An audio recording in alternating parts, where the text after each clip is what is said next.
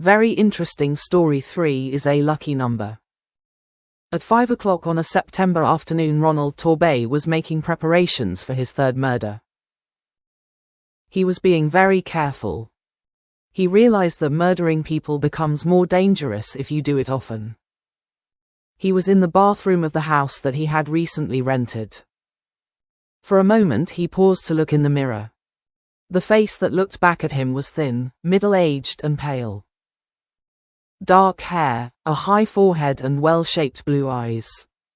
Only the mouth was unusual, narrow and quite straight. Even Ronald Torbay did not like his own mouth.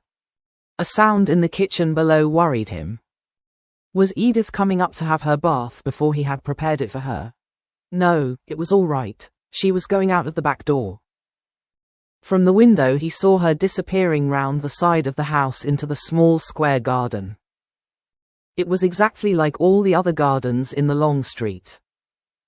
He didn't like her to be alone there.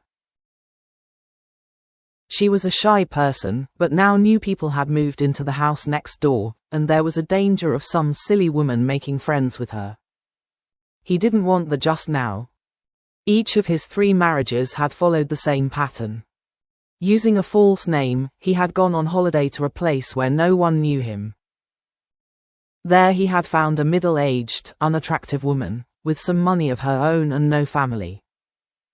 He had talked her into marrying him, and she had then agreed to make a will which left him all her money. Both his other wives had been shy, too. He was very careful to choose the right type of woman, someone who would not make friends quickly in a new place. Mary, the first of them, had had her deadly accident, almost unnoticed, in the bathroom of the house he had rented, a house very like this one.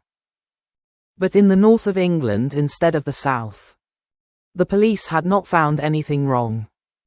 The only person who was interested was a young reporter on the local newspaper. He had written something about death in the middle of happiness, and had printed photographs of Mary's wedding and her funeral, which took place only 3 weeks after the wedding. Dorothy had given him a little more trouble. It was not true that she was completely alone in the world, as she had told him. Her brother had appeared at the funeral, and asked difficult questions about her money. There had been a court case, but Ronald had won it, and the insurance company had paid him the money. All that was 4 years ago.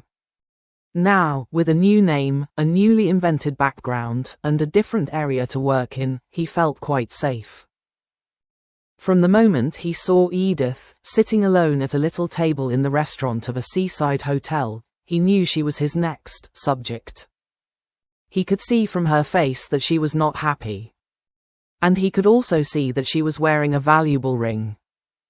After dinner he spoke to her. She did not want to talk at first, but in the end he managed to start a conversation. After that, everything went as he expected. His methods were old-fashioned and romantic, and by the end of a week she was in love with him. Her background was very suitable for Ronald's purpose.